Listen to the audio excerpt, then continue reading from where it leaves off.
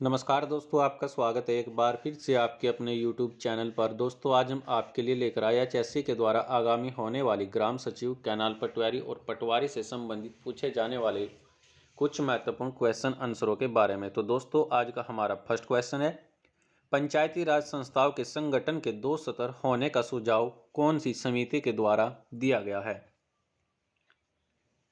तो दोस्तों, इसका ऑप्शन नंबर ए यानी अशोक मेहता समिति के द्वारा पंचायती राज संस्थाओं के संगठन के 2 स्तर होने का सुझाव दिया गया था। नेक्स्ट क्वेश्चन है, पंचायती राज के चुनाव में राजनीतिक दलों को खुले तौर पर चुनाव चिन्हों के आधार पर भाग लेने का सुझाव किस समिति ने दिया था?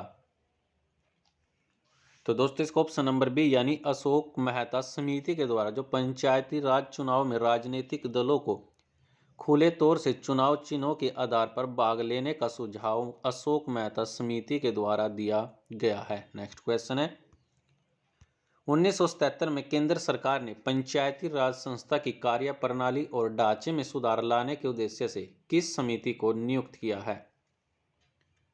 तो दोस्तों, इसका ऑप्शन नंबर ए यानी अशोक मेहता समिति जो 1977 में केंद्र सरकार ने पंचायती राज संस्था के कार्य प्रणाली और ढांचों में सुधार लाने के उद्देश्य से अशोक मेहता समिति को नियुक्त किया गया। नेक्स्ट क्वेश्चन है, देश में पंचायती राज व्यवस्था का आरंभ किस समिति की रिपोर्ट के आधार पर किया गया?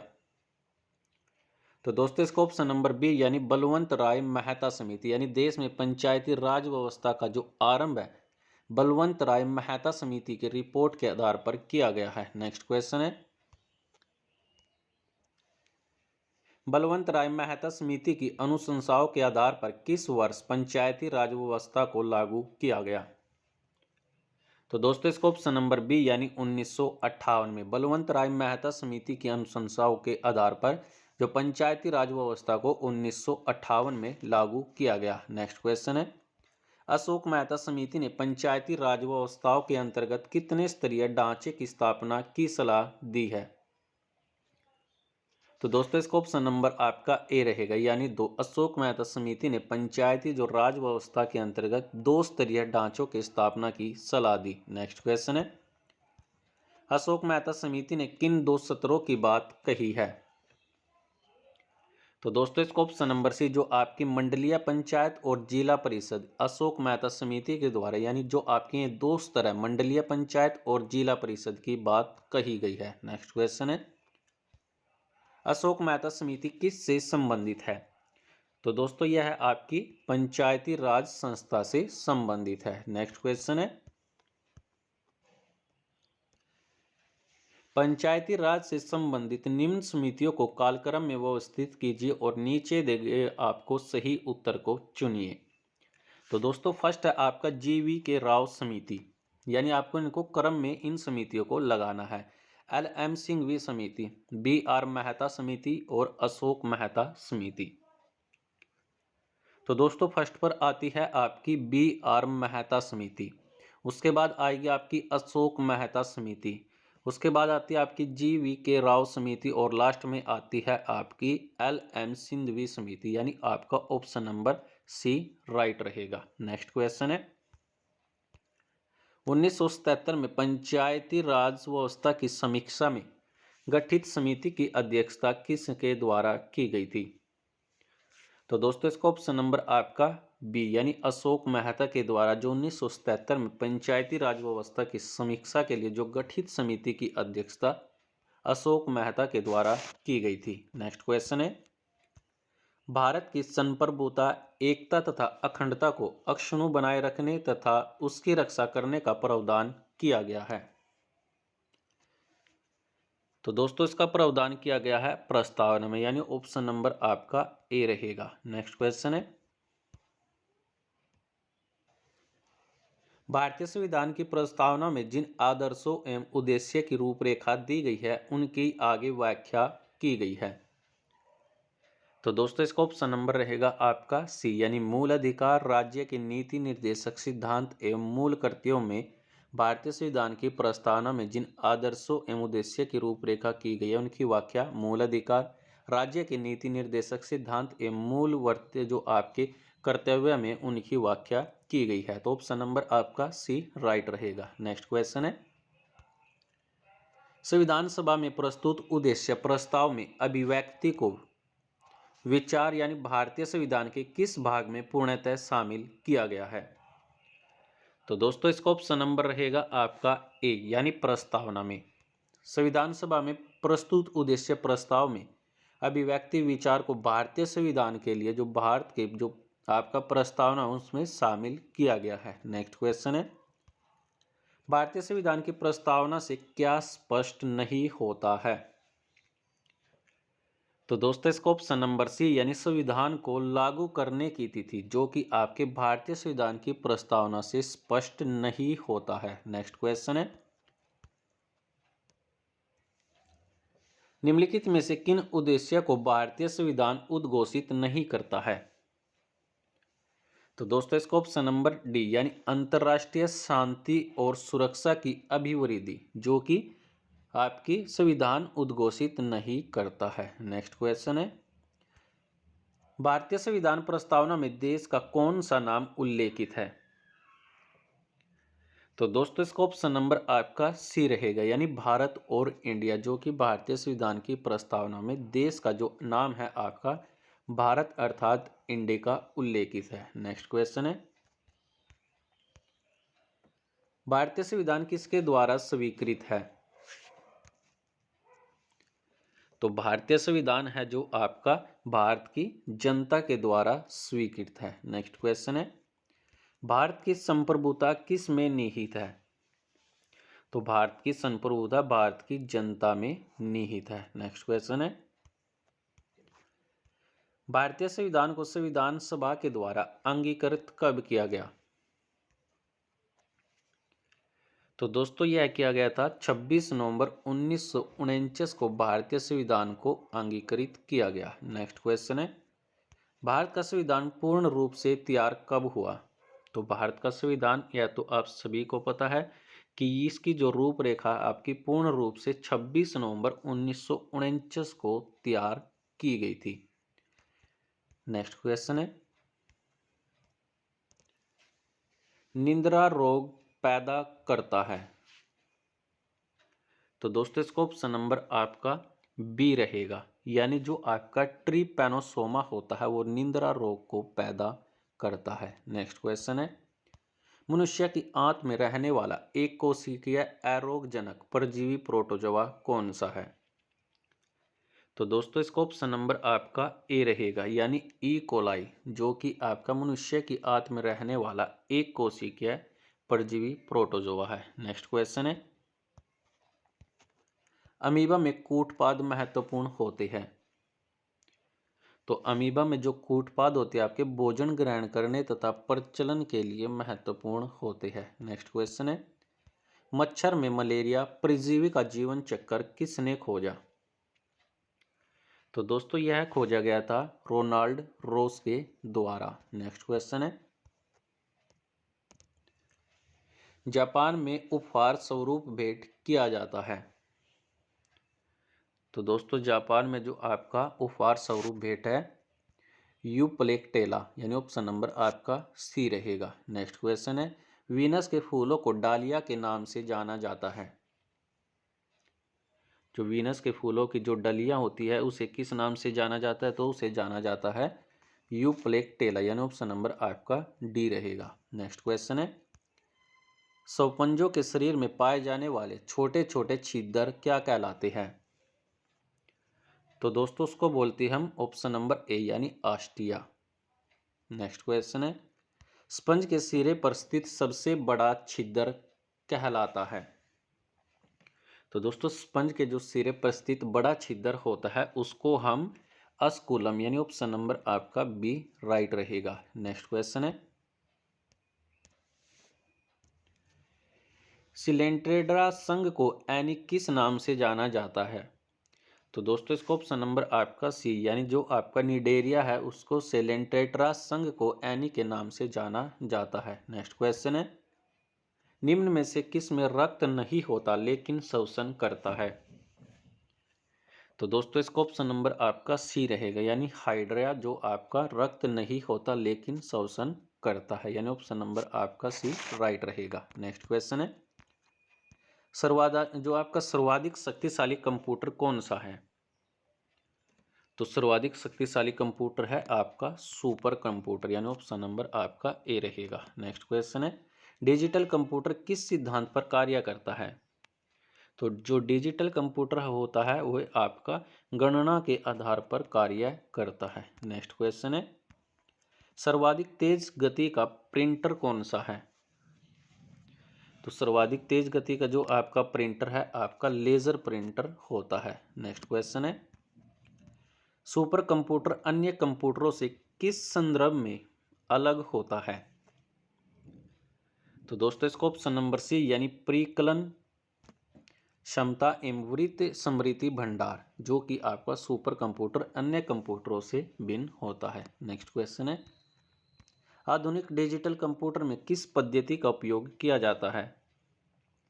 तो दोस्तों यह किया जाता है द्विधारी अंक पद्धति, यानी जो आपकी बाइनरी होती है उसमें आपका जो आधुनिक डिजिटल कंप्यूटर है इस पद्धति का प्रयोग करते हैं, यानी द्विधारी अंक पद्धति का प्रयोग किया जाता है। नेक्स्ट क्वेश्चन है, पौराणिक कथानुसार सरसैया पर पड़े भीष्म पिता के लिए अर्जुन ने बाण से जलधारा निकाली थी। तो दोस्तों यह निकाली थी आपकी बाण गंगा, यानी जो पौराणिक कथाओं के अनुसार जो सरसैया पर पड़े भीष्म पिता के लिए अर्जुन ने बाण से जो जलधारा निकाली थी, बाण गंगा जलधारा निकाली थी। नेक्स्ट क्वेश्चन है, निम्न में से कौन सा सुमेलित है? तो दोस्तों इसको ऑप्शन नंबर रहेगा आपका बी, यानी इब्राहिम सूरी का मकबरा जो कि आपका नारनौल में स्थित है, यह आपका सुमेलित है। लाट की मस्जिद आपकी हिसार जिले में पड़ती है। खिरज खां का मकबरा सोनीपत में और काबुली बाग आपका पानीपत जिले में। तो आपका जो सुमेलित है वह पूछा गया, तो दोस्तों ऑप्शन नंबर आपका बी रहेगा। लाट मस्जिद यानी हिसार, और हिसार जिले की स्थापना 1 नवंबर 1966 को। और हिसार जिले को मैग्नेट सिटी, स्टील सिटी और इस्पात नगरी के उपनाम से जाना जाता है। इब्राहिम सूरी का मकबरा नारनौल, और नारनौल पड़ता है आपका महेंद्रगढ़ जिले में, और इसकी स्थापना हुई थी आपकी 1 नवंबर 1966 को। और महेंद्रगढ़ जिले को खनिज नगरी और कानौड़ शहर के उपनाम से भी जाना जाता है। खिज्जर खां का मकबरा आपका सोनीपत जिले में पड़ता है, और सोनीपत जिले की स्थापना 1972 में की गई थी। और सोनीपत जिले को एजुकेशन सिटी के उपनाम से भी जाना जाता है, और इसके अलावा इसे सोने का शहर भी कहते हैं। काबुली बाग ये आपका पानीपत जिले में, और इसकी स्थापना आपकी 1989 में की गई थी। और यह एकमात्र ऐसा हरियाणा का जिला है जिसका 2 बार गठन किया गया, 1989 में और 1992 में। और पानीपत जिले को पेट्रोकेमिकल हब, बुनकर नगरी, सिटी ऑफ वीवर्स और हैंडलूमों के शहर के उपनाम से भी जाना जाता है। नेक्स्ट क्वेश्चन है, सीमा आयोग की स्तुति के तहत पंजाब पुनर्गठन विधेयक कब पारित किया गया? तो दोस्तों यह किया गया था 18 सितंबर 1966 को। नेक्स्ट क्वेश्चन है, एजुसेट प्रोजेक्ट किससे संबंधित है? तो दोस्तों यह है आपका सैटेलाइट के द्वारा शिक्षा देने हेतु जो कि आपका एजुसेट प्रोजेक्ट संबंधित है। नेक्स्ट क्वेश्चन है, निम्नलिखित में से कौन सा पुरस्कार हरियाणा मूल के बाहर रहने वाले व्यक्तियों को प्रदान किया जाता है? तो दोस्तों यह किया जाता है हरियाणा गौरव सम्मान, यानी ऑप्शन नंबर आपका बी, यानी ये आपका जो पुरस्कार है हरियाणा मूल के बाहर रहने वाले व्यक्तियों को प्रदान किया जाता है। नेक्स्ट क्वेश्चन है, वर्ष 2011 की जनगणना के अनुसार राज्य के किस जिले में महिला साक्षरता दर सर्वाधिक है? तो दोस्तों यह थी आपकी हरियाणा के गुरुग्राम जिले में, और इसकी स्थापना आपकी 1966 में की गई थी। और गुरुग्राम जिले को साइबर सिटी, मेड सिटी, मनोरंजन city, call centre of Haryana, millennium city और अरावली पर्वतमाला के प्रवेश द्वार के उपनाम से जाना जाता है। बात कर लेते हैं अंबाला जिले की। इसकी स्थापना भी 1966 में की गई थी, और अंबाला जिले को हरियाणा जो वैज्ञानिक नगरी है, उपकरणों का शहर, अप्रेंटिस सिटी और आमों का शहर और मिक्स सिटी के उपनाम से जाना जाता है। पंचकुला जिला, इसकी स्थापना 1995 में की गई थी, और पंचकुला जिले को नैनो सिटी और सैटेलाइट शहर के उपनाम से भी जाना जाता है, और इसके अलावा इसे ट्राई सिटी भी कहते हैं। ऑप्शन सी है आपका फरीदाबाद। फरीदाबाद जिले की स्थापना 15 अगस्त 1979 को की गई थी और फरीदाबाद जिले को औद्योगिक नगरी और मलिन बस्तियों के शहर के उपनाम से जाना जाता है। नेक्स्ट क्वेश्चन है, राज्य सरकार के द्वारा ब्लड बैंकों में किसकी जांच अनिवार्य कर दी है? तो दोस्तों यह कर दी है हेपेटाइटिस सी की, यानी ऑप्शन नंबर आपका सी रहेगा। नेक्स्ट क्वेश्चन है, निम्नलिखित में से किस खेल को ओलंपिक खेलों में शामिल किया गया? तो दोस्तों इसका ऑप्शन नंबर रहेगा आपका डी, जो नहीं आपका हैंडबॉल है, इसे ओलंपिक खेलों में शामिल किया गया है। और ओलंपिक आपके वर्तमान में जो हुए टोक्यो ओलंपिक 2020 हुए हैं और भारत में कुल इसमें 7 मेडल को जीता गया है। नेक्स्ट क्वेश्चन है, वर्ष 2011 की जनगणना के अनुसार राज्य में महिला साक्षरता दर क्या है? तो 2011 के अनुसार रहे जो आपकी महिला साक्षरता दर है 65.94% है। नेक्स्ट क्वेश्चन है, उस आभूषण का नाम क्या है जो माथे के बीच लटकता हुआ पहना जाता है? दोस्तों उसको कहते हैं हम बोरला, यानी ऑप्शन नंबर आपका डी रहेगा। नेक्स्ट क्वेश्चन है, नवंबर 2021 में फुटवियर ब्रांड प्लेटो ने किस ब्रांड एम्बेसडर के रूप में नियुक्त किया है? तो दोस्तों यह नियुक्त किए गए हैं राहुल द्रविड़ को, जो कि फुटवियर ब्रांड प्लेटो के ब्रांड एम्बेसडर के रूप में नियुक्त किए गए हैं। नेक्स्ट क्वेश्चन है, नवंबर 2021 में जोलजेबी व्यापार मेले का उद्घाटन किस राज्य में किया गया है? तो दोस्तों यह किया गया है उत्तराखंड राज्य में, यानी जोलजेबी व्यापार मेले का उद्घाटन आपका उत्तराखंड राज्य में किया गया है। और उत्तराखंड राज्य की बात करें तो इसका जो गठन है आपका 9 नवंबर 2000 को किया गया था और इसकी राजधानी देहरादून है। और वर्तमान राज्यपाल यहाँ के गुरनीत सिंह है और वर्तमान मुख्यमंत्री पुष्कर सिंह धामी उत्तराखंड के वर्तमान मुख्यमंत्री है। नेक्स्ट क्वेश्चन है, नवंबर 2021 में नई दिल्ली में स्थित रक्षा अध्ययन और विश्लेषण संस्था का नाम बदलकर किसके नाम पर रखा गया है? तो दोस्तों यह रखा गया है मनोहर पर्रिकर के नाम पर। जो नई दिल्ली में रक्षा अध्ययन और विश्लेषण संस्था का नाम बदलकर मनोहर पर्रिकर के नाम पर रखा गया है। नेक्स्ट क्वेश्चन है, नवंबर 2021 में हाल ही में किस देश ने दुनिया का पहला गैर लाभकारी शहर स्थापित की घोषणा की है? तो दोस्तों यह की है सऊदी अरब ने। नेक्स्ट क्वेश्चन है, नवंबर 2021 में वंगला महोत्सव किस राज्य में शुरू हुआ है? तो दोस्तों यह हुआ है आपका मेघालय में, जो कि आपका वंगला महोत्सव है मेघालय राज्य में शुरू हुआ है। और मेघालय का जो गठन है आपका 1 अप्रैल 1970 को किया गया था और इसकी राजधानी शिलोंग है। अगर यहाँ पर लोकसभा और राज्यसभा और विधानसभा इनकी सीटों की बात की जाए तो लोकसभा की सीटें 1, राज्यसभा की भी आपकी 1 रहती है और विधानसभा की आपकी 60 होती है। और यहाँ के वर्तमान जो गवर्नर है विलियमसन एम सगमा और वर्तमान सीएम है कॉनरॉड सगमा। नेक्स्ट क्वेश्चन है, आरबीआई के अनुसार 2021-22 में सीपीआई मुद्रास्फीति का अनुमान क्या लगाया गया है? तो दोस्तों इसका ऑप्शन नंबर रहेगा आपका ए, यानी 5.3%, जो कि आरबीआई के अनुसार 2021-22 में सीपीआई मुद्रास्फीति का अनुमान लगाया गया। नेक्स्ट क्वेश्चन है, नवंबर 2021 में आयोजित होने वाले सैन्य अभ्यास शक्ति के कौन से संस्करण को भारत और फ्रांस की सेनाएं आयोजित करेंगे? तो दोस्तों इसका ऑप्शन नंबर रहेगा आपका सी, यानी जो आपका छठा संस्करण है, यानी सैन्य जो शक्ति अभ्यास है आपकी फ्रांस और भारत के बीच में आयोजित करेंगे। नेक्स्ट क्वेश्चन है, नवंबर 2021 में प्रधानमंत्री रानी कमलापति रेलवे स्टेशन राष्ट्र को समर्पित किया गया है। यह पुनर्विकसित किस शहर में किया गया है?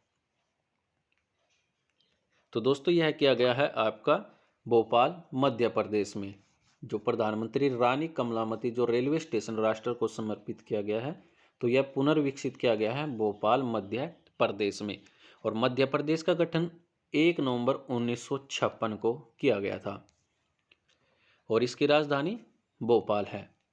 और वर्तमान सीएम यहाँ के कौन है? तो शिवराज सिंह चौहान यहाँ के वर्तमान सीएम है। वर्तमान गवर्नर कौन है? तो मंगू भाई सी पटेल वर्तमान यहाँ के गवर्नर है। तो दोस्तों यह थी आज की वीडियो। तो फिलहाल के लिए दोस्तों आज के लिए इस वीडियो में इतना ही। वीडियो अच्छी लगी हो तो वीडियो को लाइक कीजिए, कमेंट कीजिए, शेयर कीजिए और सब्सक्राइब कीजिए माजिद साइंस को। वीडियो देखने के लिए आप सभी लोगों का धन्यवाद।